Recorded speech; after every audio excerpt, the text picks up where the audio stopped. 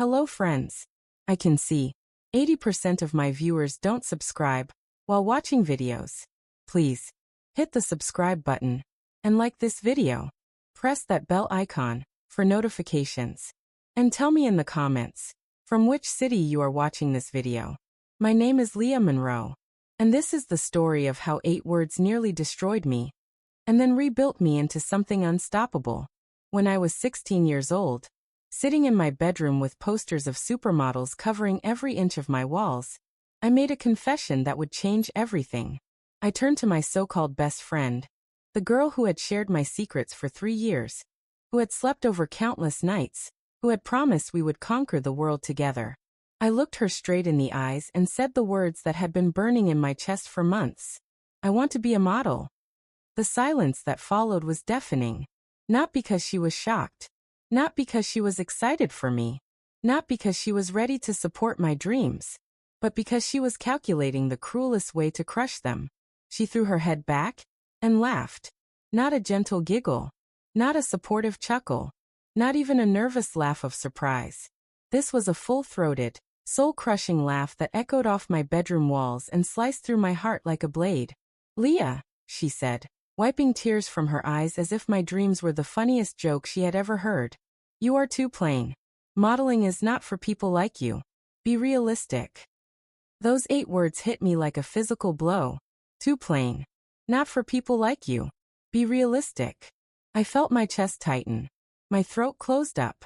My hands started trembling as I stared at this person I had trusted with everything. The girl who was supposed to lift me up had just torn me down with surgical precision. And the worst part? Part of me believed her. I looked at myself in the mirror that night, really looked, and all I could see was ordinary. Brown hair that would not hold a curl. Eyes that were neither strikingly blue nor mysterious green, just brown. A face that would disappear in a crowd. Plain. That word became my prison. I stopped taking photos of myself. Every time someone pulled out a camera, I would duck behind someone else or find an excuse to leave the room. I avoided mirrors like they carried some deadly disease. When I absolutely had to look at my reflection, I would glance quickly and look away, as if prolonged eye contact with myself might confirm everything she had said. I threw away the modeling magazines I had collected. I took down the posters from my bedroom walls. I deleted the portfolio photos I had been secretly taking of myself. I made myself small. I made myself invisible. For 3 long years, I lived in the shadows of people who seemed brighter, bolder, more worthy of attention and admiration. At school, I sat in the back row. At parties, I found corners to hide in. When people complimented me, I deflected with jokes or changed the subject immediately. Because plain girls do not deserve compliments, right? Plain girls should know their place, right? Plain girls should be realistic about their limitations, right? But here is the thing about being underestimated. About having your dreams crushed by someone you trusted. It plants a seed of rage, a seed of determination, a seed that whispers in the quiet moments.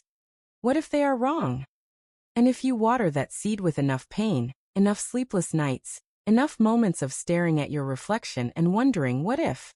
It does not just grow. It becomes fire. My transformation did not happen overnight. It was not some magical movie montage where I suddenly became confident and beautiful. It was slow. It was painful.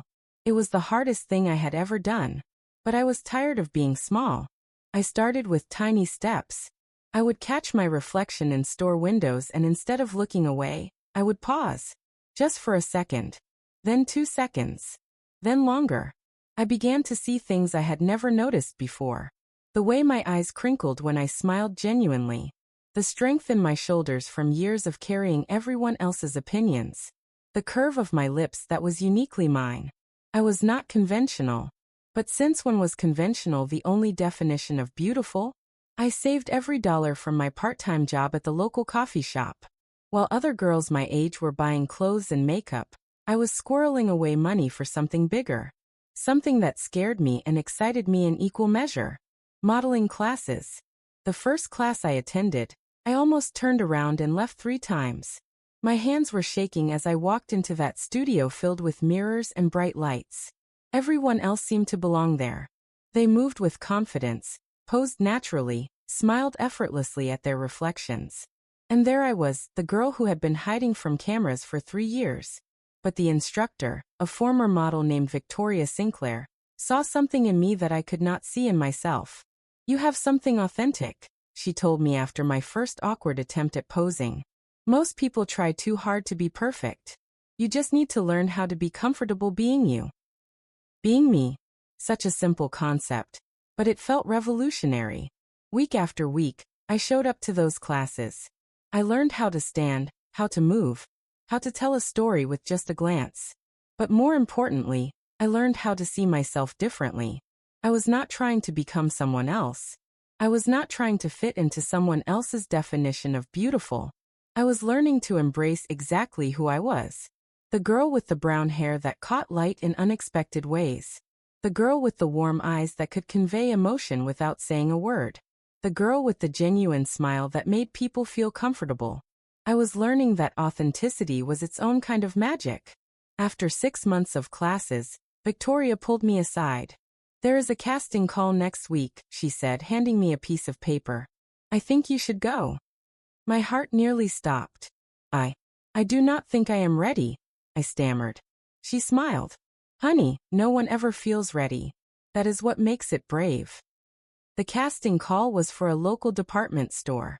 Nothing major, nothing that would change my life. But it was a start. I spent 3 days preparing. I practiced my walk, my poses, my introduction. I picked out an outfit that made me feel confident without trying too hard. And then, standing outside that building with dozens of other hopeful models, I almost chickened out. All those old voices came rushing back. "Too plain. Not for people like you. Be realistic." But then I thought about the 16-year-old girl who had dreams so big they scared her best friend into cruelty. I thought about 3 years of hiding, of making herself small, of believing she was not worth looking at. And I walked through those doors. The casting was brutal. 5 minutes in front of judges who barely looked up from their clipboards. A few poses, a brief conversation, and then "Thank you, we will be in touch." I did not get that job. Or the next one. Or the one after that. Rejection became my constant companion. But instead of crushing me like it would have 3 years earlier, each no made me stronger. Because I was not the same girl who had been destroyed by 8 cruel words. I was becoming someone who understood that other people's opinions were not facts about my worth. I kept showing up. Kept walking into rooms where nobody knew my name. Where I had to prove myself over and over again. Some castings went well. Others were disasters.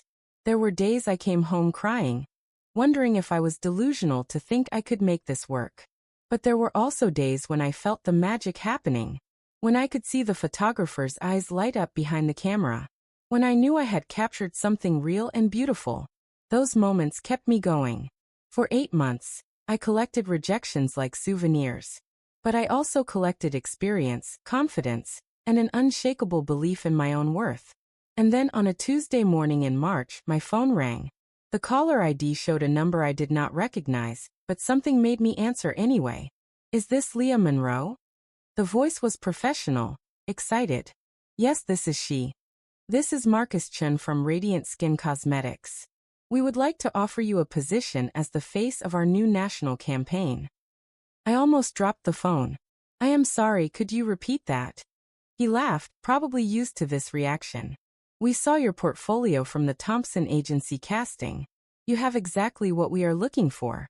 Authenticity, warmth, a face that feels real and relatable. Real and relatable. Not perfect. Not conventional. Not what anyone would call classically beautiful. But real. And in a world full of artificial perfection, that was exactly what they wanted. The campaign was called Real Beauty, Real Stories. It was launching nationwide with billboards, magazine ads, television commercials, and digital marketing. And my face would be on all of it. The photo shoot was like stepping into a dream. Professional photographers, makeup artists, stylists, and lighting technicians all working to capture the best version of me. But the most incredible part was that they were not trying to change me. They enhanced my natural features, celebrated my authentic expressions, and captured the warmth that Victoria had seen in me from the beginning. When I saw the final images, I cried. Not because I looked perfect, but because I looked like me, the best, most confident version of myself. The girl who had spent 3 years hiding from cameras was about to have her face displayed across the entire country. The campaign launched on a Monday. By Tuesday, my phone was buzzing with messages from people I had not heard from in years. High school classmates who suddenly remembered my name. Teachers who said they had always believed in me.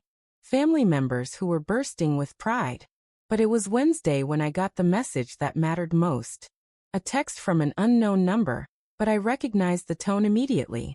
I saw you on Fifth Avenue. That's really you. My former best friend. The girl who had crushed my dreams with 8 words when we were 16. She had seen my billboard in New York City. My face 20 feet tall, looking down on one of the busiest streets in the world.